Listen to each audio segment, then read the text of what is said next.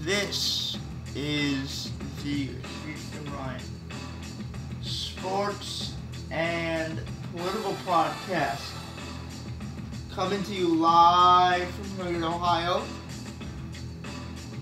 Man, what a day, man. It's a very great day to be a sports fan. We got the IG report stuff. I'll get into that. Lots of stuff that I want to get into there. But let me start with this. And this is just a side kind of tangent. The concept of sports is fun. It's fun entertainment. It's fun television. And it's a very, very simple reason as to why that is. Because you have something where you don't actually have to have the volume on the television. Like, so I'm doing this podcast. If I want to watch a movie while I'm doing this podcast, I can't do it because dialogue and hearing the dialogue is one of the more important things, right? In watching a sitcom or a movie or a comedy series. But sports, man, sports is played out on the field. No talking, nothing like that. You just get to see the action. So while broadcasting definitely elevates the experience, there is no need, especially if you're doing other things, to have the volume on to distract you while you're watching the sports. Right now, what's going on? Portugal, Spain. Right out of halftime, 2-1 Portugal. Ronaldo got both goals. As we know, greatest player in the world, possibly the greatest soccer player ever. Again, I should say the greatest player in the world debate. Let's wait and see what Argentina does tomorrow, because I'm pretty sure Messi will find a way to wow us somehow, But it's just so interesting, like the stark differences in terms of speed, the ability to get the ball in tight spaces. And it's not just Ronaldo. Obviously, Ronaldo's the world's best at doing that. But European soccer, man, my God, it is way, way different than it is way, way different than American soccer. I mean, Pulisic is one of those rare players. You get them out of Bayern Munich and they're from the United States. I think what you're going to have to do, if you want American soccer to be great, and this is one of my theories about American soccer, the MLS has to disband. The MLS is a useless league. It is a useless league. Okay? Because MLS is just average players playing against average players. That's all it is. That's all it ever will be. What you need to do is get these people in European clubs.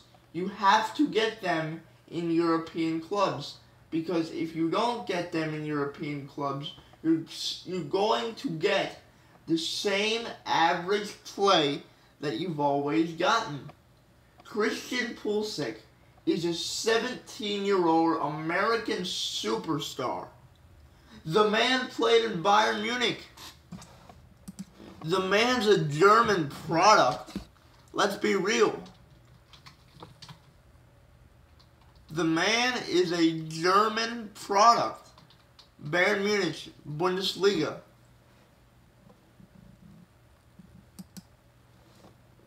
Alright. Now he's Borussia Dortmund. That's his club for now. But there is a reason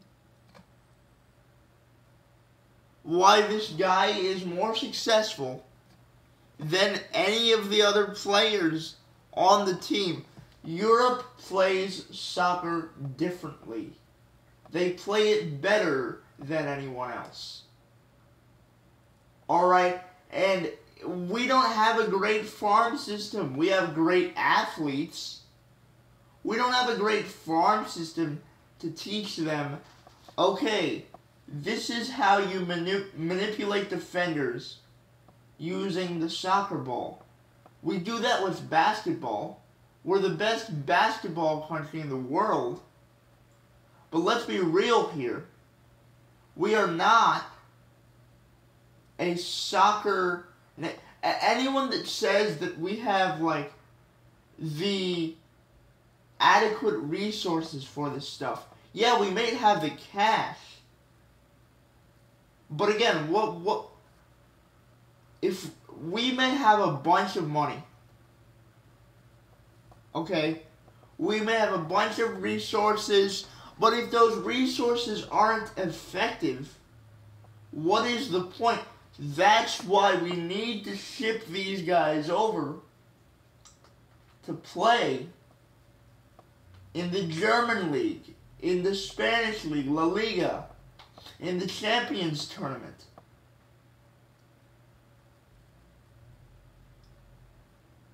Because let's be real here. That's the only way they're going to get better, and that's the only way they're going to get the mental toughness required to win these, to not only win games in that league, but win games in the international circuit. Anyway, the big story today is that Kawhi Leonard, sources, breaking news, right? Kawhi Leonard wants out of San Antonio.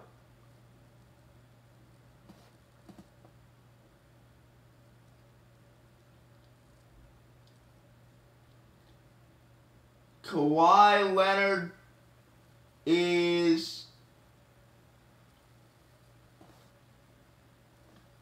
his destination. He wants to go back home to LA. He's sick of the San Antonio organization. And he feels like they treated him terribly in terms of the injury. But he wants out because of that. He wants to be in LA with Magic Johnson. Alright, let me explain this to you here. Kawhi Leonard, I just want to speak from LA's perspective. It tells you two things. That if Kawhi Leonard's going to go to LA, he believes LeBron is coming there. The Lakers, let me explain this to you, shouldn't want Kawhi Leonard in Los Angeles without LeBron James. Oh my goodness, how could you possibly say that? He's a top 5 player when healthy. And let's assume he is healthy.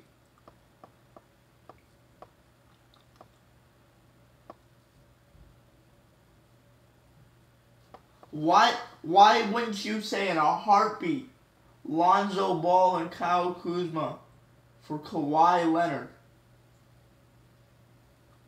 Just Kawhi Leonard? See, let me explain to you why Lonzo Ball is so great for the LA Lakers. He's so great because people want to watch him every night. If it wasn't for my time zone, I would be watching Lakers games just to see how he does. Look at the sports television. First Take, Skip and Shannon, The Herd. I watch The Herd. It's a big-time radio show, but it gets views on TV as well. All of these guys talk about what? Lonzo Ball. Lonzo is something, people. Whether or not he's good, he's popular.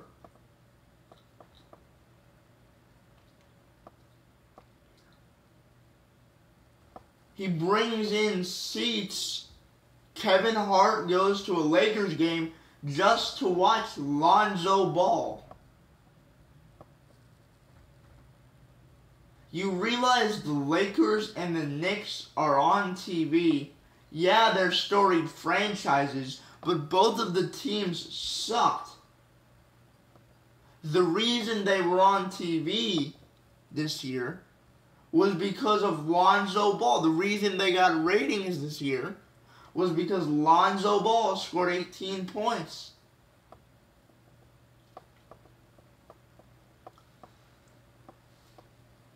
So, my point is here that Kawhi is not a marketable goal. Kawhi is not a marketable superstar. But anyway, breaking news. Spain ties it up against Portugal. 2-2. Man, is this fun. Second day of the World Cup. Really the first day of actual matches. Because they always just do like one game and it's in Russia, so Russia was playing. It wasn't really like high quality soccer. But man, has this been fun. Uruguay in the 90th minute to fend off a tie against Egypt. 2-2 in this game. Star power. Just an update there from a fan, I guess. But anyway, let me continue. Kawhi Leonard isn't marketable. He's quiet. He doesn't trust anyone. His commercial, I believe it was a State Farm commercial, was of him karate chopping. That's all I remember. That's the only ad he's ever done.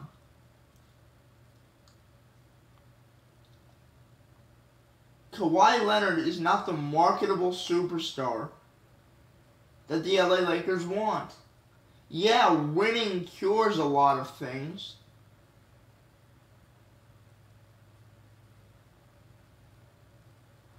But please explain to me, okay, how giving up two of your young pieces, I assume it's not going to be a 1v1 trade. The Spurs will want to get value of some sort. Let's say Kuzma and Ingram. Or Kuzma and Lonzo. Or Kuzma and a draft pick. Or Ingram and a draft pick. Or Lonzo and Ingram. You're giving up one, if not two, of your young core. So what in the world makes this different from what existed in San Antonio?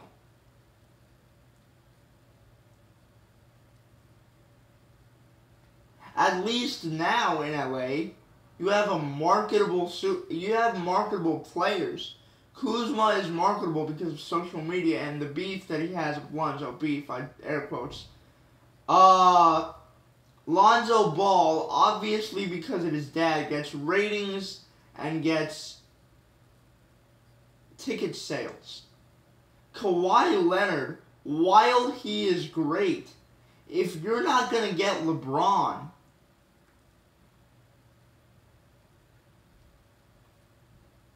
3-2. My goodness. Spain is leading 3-2. But anyway, let me continue. But if you're not getting LeBron is the alert. LeBron is the person active on social media. LeBron is in all the commercials. LeBron's the one that gives you the interesting sound bites. LeBron, let's be real about this. He's a very emotional player in the sense, like, Kawhi is a killer. I understand that. But LeBron, as a... When Kawhi dunks the ball, it's 2 points. But when LeBron dunks the ball, air has been lifted out of the building.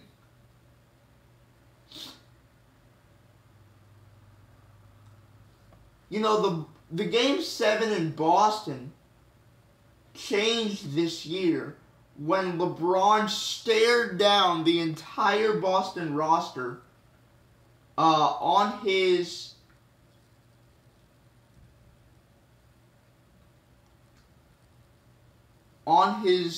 way to winning that game, the block on Terry Rozier. Now, Kawhi does that. It's a big play, no doubt. But there was something to be said. There's something to be said about the alpha that you are, the emotion that you express on the court, your global impact. LeBron is that guy. People aren't going to pay to watch Kawhi on the Lakers without LeBron, without another star, to play against a loaded Western Conference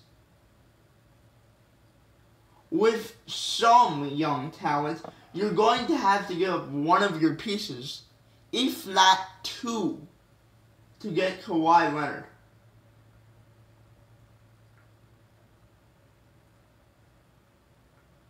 So you're going to have a diminished young core with Kawhi. What is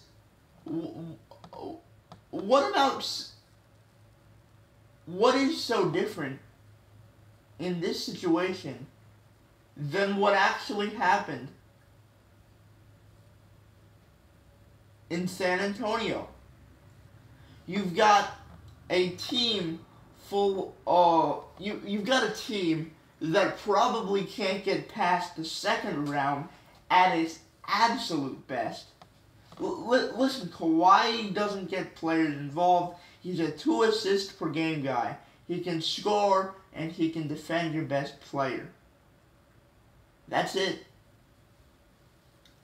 But Western Conference teams where the best player is debatable because there's 3 all-stars on one team.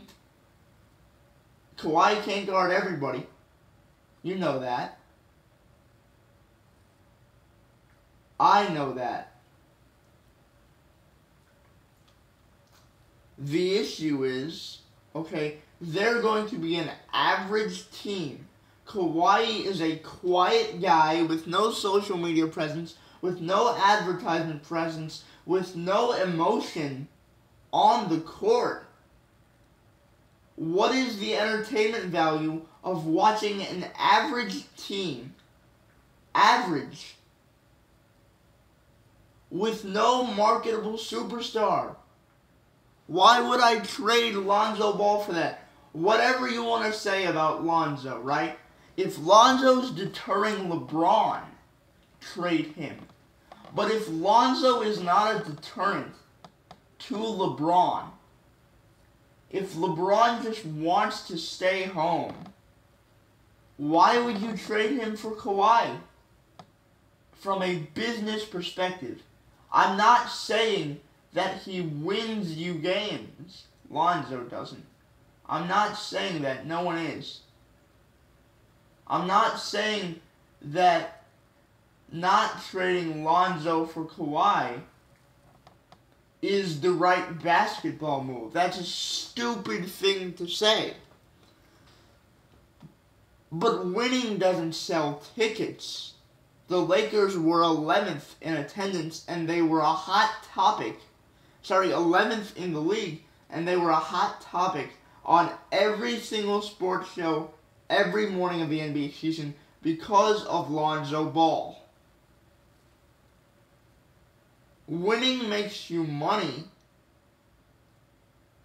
but if you can't win, I have a better chance of winning, but I know, and everyone else knows, that I really can't win. Even with Kawhi giving up some of my young core, what is the value? What is the business value of making that decision?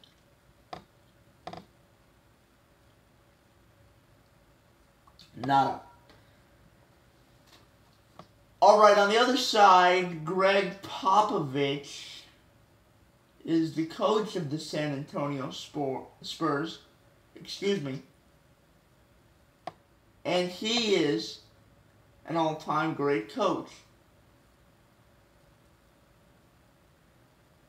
What he is, however, and we're seeing this with old coaches, Bill Belichick and the New England Patriots, that the old way of doing things,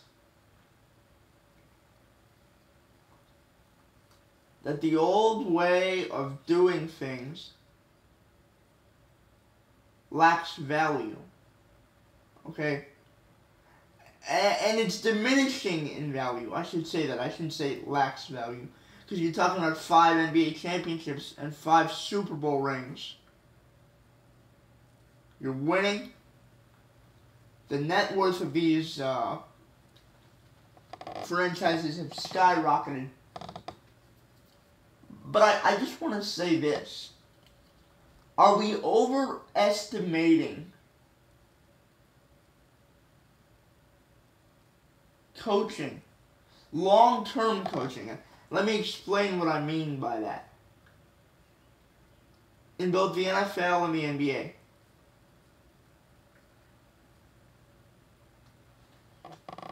The NBA, you don't need a great coach to succeed.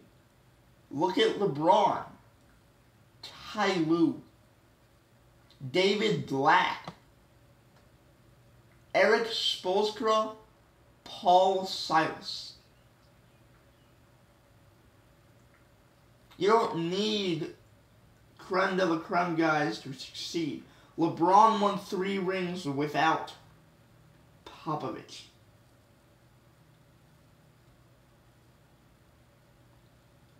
Are you really telling me that a coach matters this much in the league? Are you really telling me that? If LeBron can win 3 titles, go to 8 straight finals without a great coach? Alright, and let's look at it in terms of a football perspective.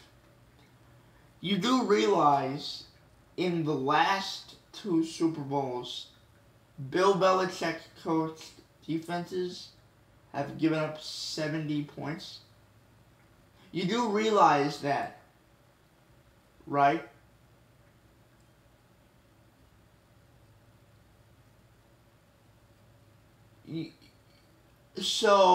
But they won 1 Super Bowl, and the other one, they were 2 plays away from winning that as well. The Philadelphia one. Let's not kid ourselves. The strip sack was the defining play of the game. But I will say this.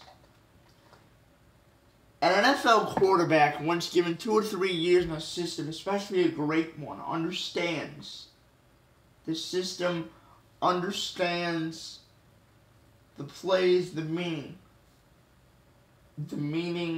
of the calls, everything. random average quarterbacks are now good in today's NFL. Case Keenum, Kirk Cousins.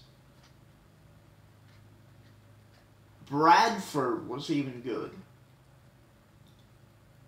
And it's not about coaching, man.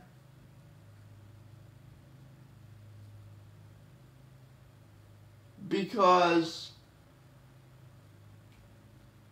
it's not about coaching entirely, because if it was,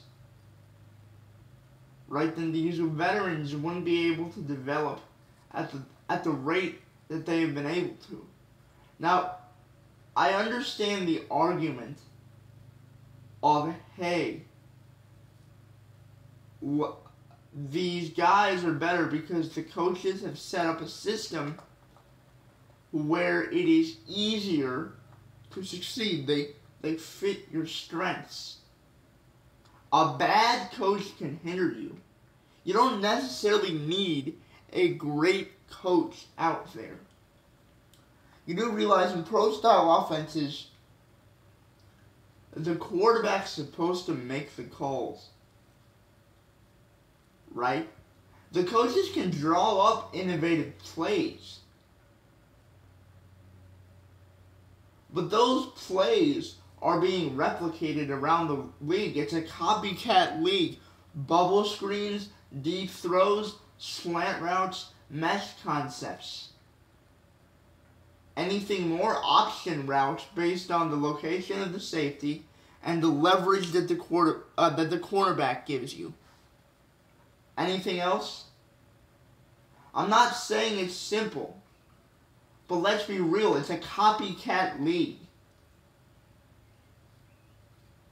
Are coaches really necessary? Great coaches to winning a championship, to being successful?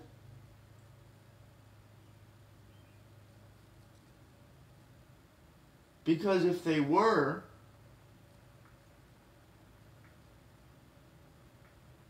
how come Bill Belichick coaches his defense and they give up 70 points in 2 combined Super Bowls, yet they win one, and they're a play away, 2 plays away from winning another one? In the NBA, what is Greg Popovich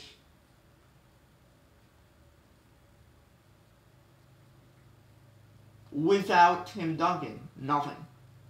Monty Ginobili isn't a Hall of Famer. Tony Parker, great player, but they're not doing anything without Tim Duncan. In the NBA, you need individuals who can score, point blank. If you don't have that, I don't care how great of a coach you are, you're not going to win.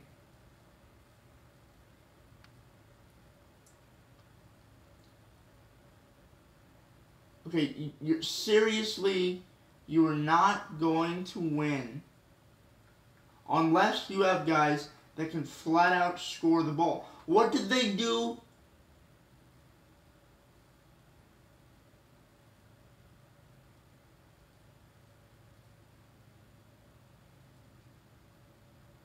What did they do without Kawhi Leonard this year? Nothing. They made the first round of the playoffs, and that's a testament to good coaching. But you need great players as well. DeJounte Murray, good player. Pau Gasol, good veteran. Tony Parker, good. Patty Mills, good. Obviously, it's a system. Obviously, Popovich is a great coach.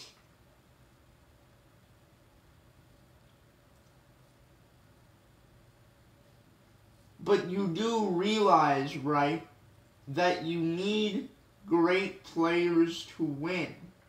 And I would rather have a great player than a great coach, because they impact the game more. They're actually on the field.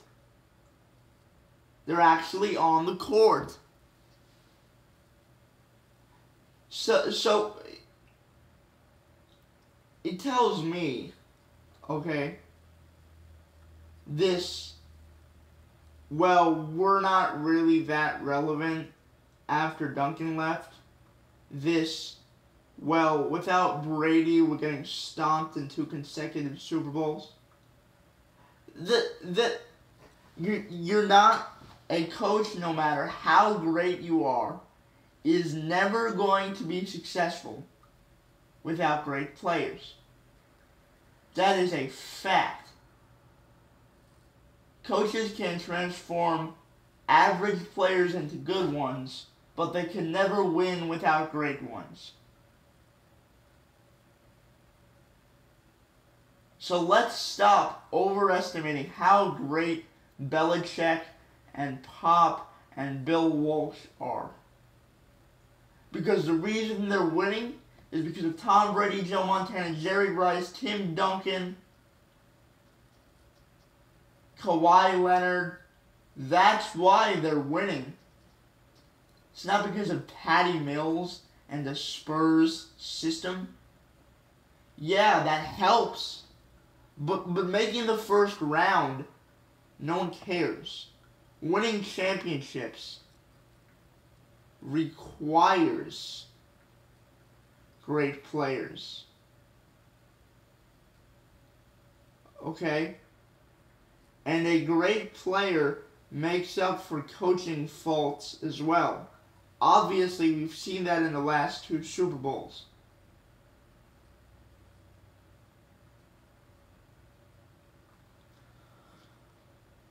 So, in conclusion, let's start valuing the players on the field more than the coaches on the bench. Because they're the ones actually making the plays required to win games. This is the Ashish and Ryan Sports and Political Podcast, coming to you live from Hilliard, Ohio. Up next, the IG Inspector General report, what it tells you, what is extremely important, and why, while I'm not in favor of this, I'm more in favor of it today than I was yesterday. Today and yesterday than I was just a week ago. This is the Ashish Sports and Political Podcast, coming to you live from Hilliard, Ohio.